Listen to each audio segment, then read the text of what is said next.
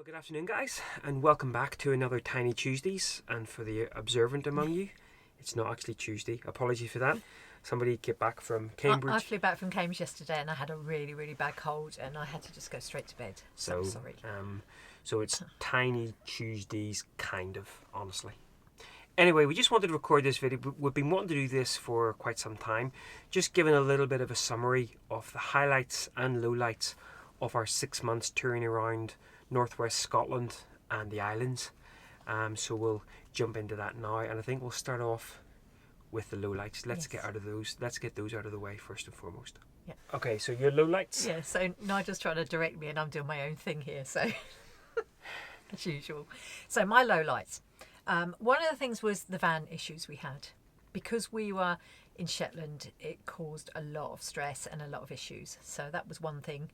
Although we did get it fixed in Shetland, it meant we had to spend our own money, and then further down the line we had more problems, etc., etc. So that for me was quite tough going. Yeah. So something to bear in mind if you're a long way from the mainland. Lack of power on the darker nights. Although we have solar, when the nights were getting dark around 4 o'clock, and I had a lot of work, it was really frustrating because I couldn't work. Midges. There was 2 episodes. One when we were in Bursay on Orkney, and we had, I don't even know if they were midges, some random bugs came and did their funny business on the van and then died. Yeah, they basically hatched, landed on the van, Yeah. had sex on the van, died on the van. Yes. And we took them with us for most of the 6 months, actually. Yeah. And my only other thing was, the only place I didn't particularly like was Rousay. Partly because they drive like maniacs. There's one road around the island, and you have to be very careful because... I'm not sure whether maybe we did mention on the video, I'll link it up here if we did, but literally a girl came around the corner flying, and the only sort of way that she could avoid hitting us was she actually drove off the road and ended up in a ditch, kind of like this here. So that wasn't great. Plus, there was one good site to visit on the island, but it cost us nearly £50 to get over there.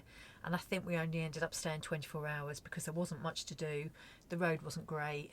And it just, I would have probably given it a miss had I realised what it was actually like. But apart from that, really, it all went quite smoothly.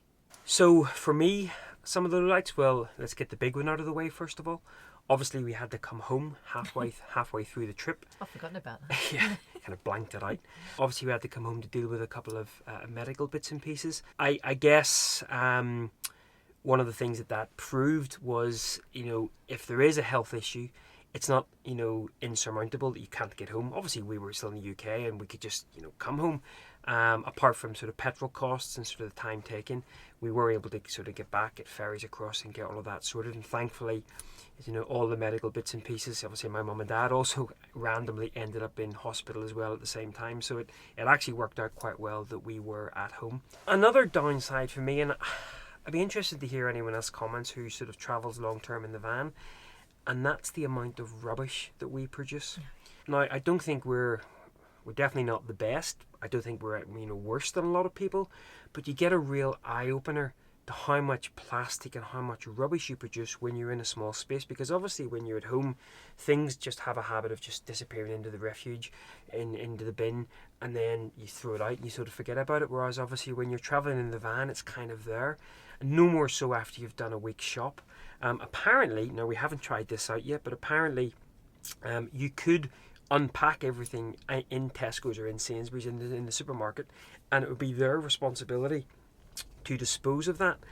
We haven't been ballsy enough yet to sort of try that out, but that's a real sort of downside, just how much rubbish that we as humans kind of are producing, and you certainly get a real eye-opener whenever you're actually in the van and it's just sort of there. And I think that was probably it from lowlights.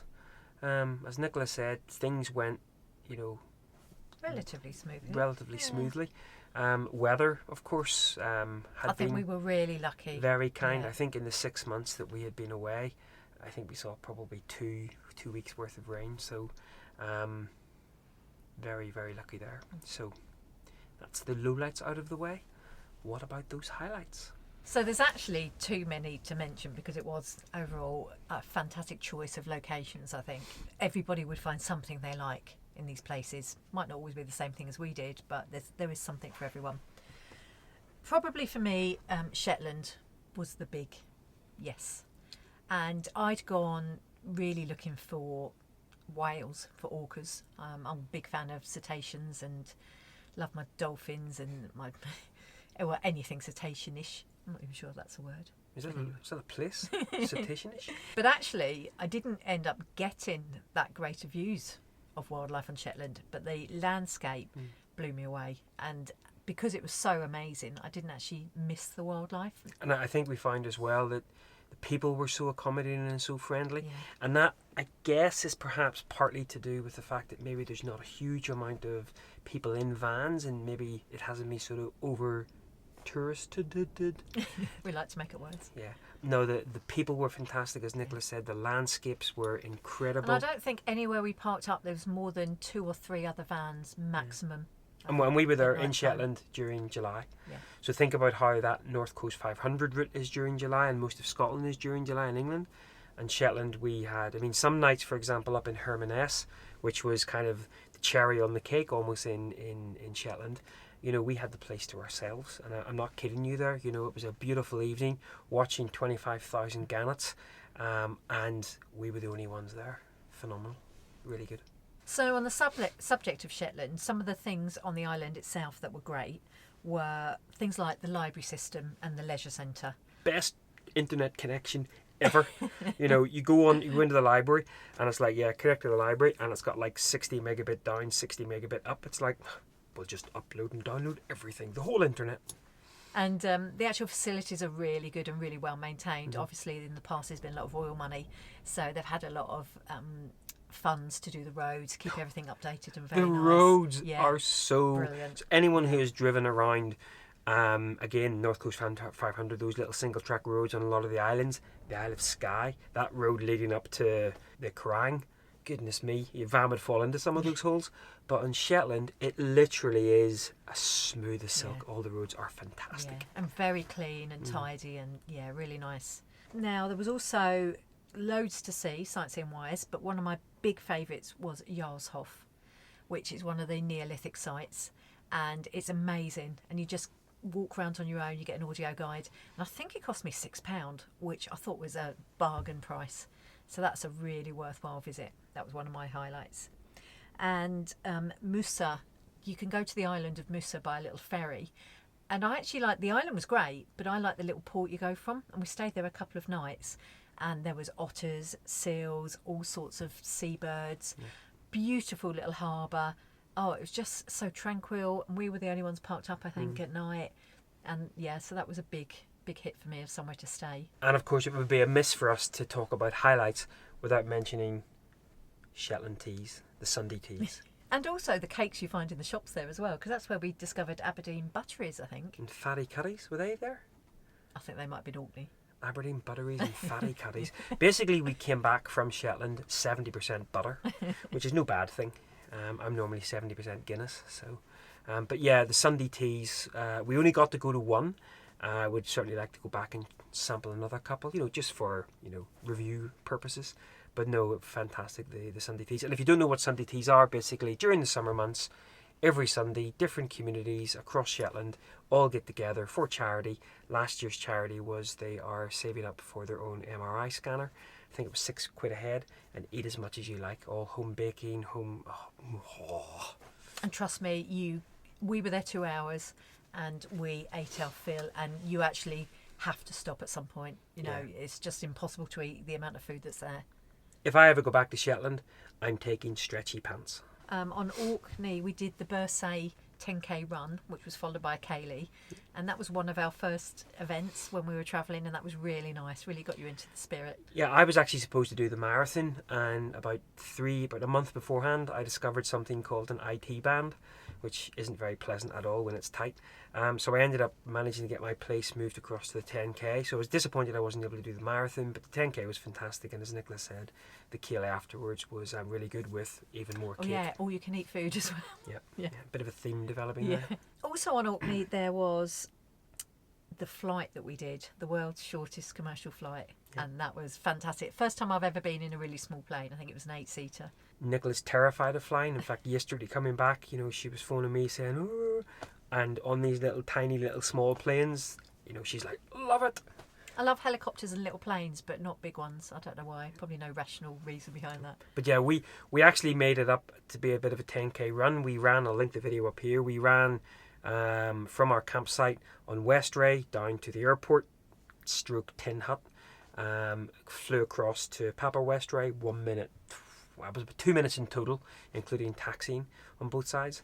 And then ran up to the little ferry port, and then had our own personalised little fishing vessel port thing or boat thing to bring us back across to Westray, and it ended up being a 10k run. I think we finished with cake. We didn't even finish with cake. We still had about half a That's mile to right. go, and we had cake. Yeah. And lo, it was good. Yes.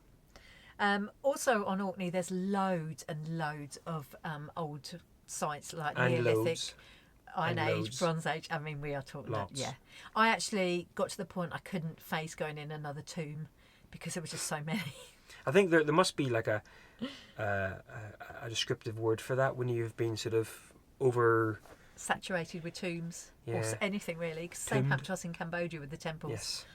Yeah. But there was one particular site which I thought was very good, and that was Scarra Brae. And I believe that's been featured maybe on the Secret Scotland programme or something like that. But we opted, in the summer months, they do a evening tour, which is just very small groups. Cost a couple of pounds extra each. But I think there was only 4 or 6 in our group.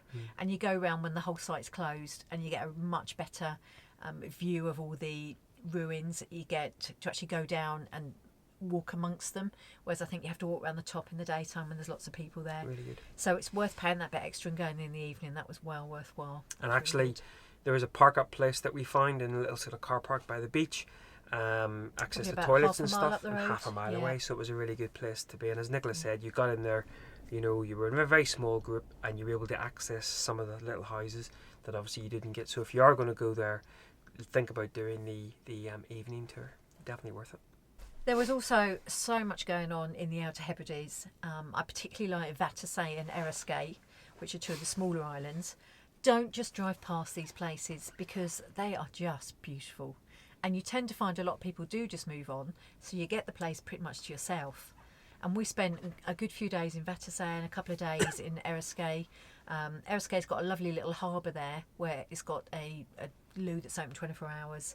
And we parked up in the harbour car park, no hassle, for a couple of nights, again in peak time. Again, it was one of those situations that actually, because Eriskay is so small, exploring it by foot is definitely better. So we just parked the van in the car park, as Nicola said, used that as our base, and then explored on foot. We climbed a few bits and pieces and walked around the coastline. And there is a nice pub you can walk to there as well, which I think we had cake again maybe. It wouldn't be. Sounds like us, actually, yes. So, yeah. Also on the Outer Hebrides, we had some really good views of the Golden Eagles again, which is always a bonus. But I think the best time I had was at Hushnish, which was just beautiful. 31st of October, Yep. we were walking around, no jackets, sun was out, and it was even warm enough to go for a dip. I was going to say, no jackets, no nothing. People, next thing I turned around, next thing she's off. Full moon on display. So, yeah, but it is. It's just beautiful. And I think if we ever go back to the Outer Hebrides, I think we would probably make a beeline. Don't get me wrong, as a photographer, I love Harris and the beaches along there. But actually spending a few days just down in Hushnish is just beautiful. Really good setup down at Hushnish Gateway for campervaners and campers, and just the area surrounding it is just beautiful. Really good to walk in, and we've had again really good views of a golden eagle just sitting perched on a big old rock. So that was good. Haven't mentioned the mainland at the moment. There was a lot of really nice things on the mainland, but I think for me the biggest eye-opener was climbing Ben Nevis and discovering that I like climbing hills and mountains. We unfortunately only got to do 2 more, Benmore on Mull and Clisham in Torridon. Yeah, and then I hurt my knee. No, unfortunately. Clisham was on Harris. Oh, Clisham was on Harris, sorry. That's right. So when we got to Torridon, we actually couldn't do any walking because I hurt my knee. But that's a big thing for me now. I can't wait to get up some more mountains. Yeah, fantastic climbing again. We were in Fort William meeting up with friends and sort of hunkering down again.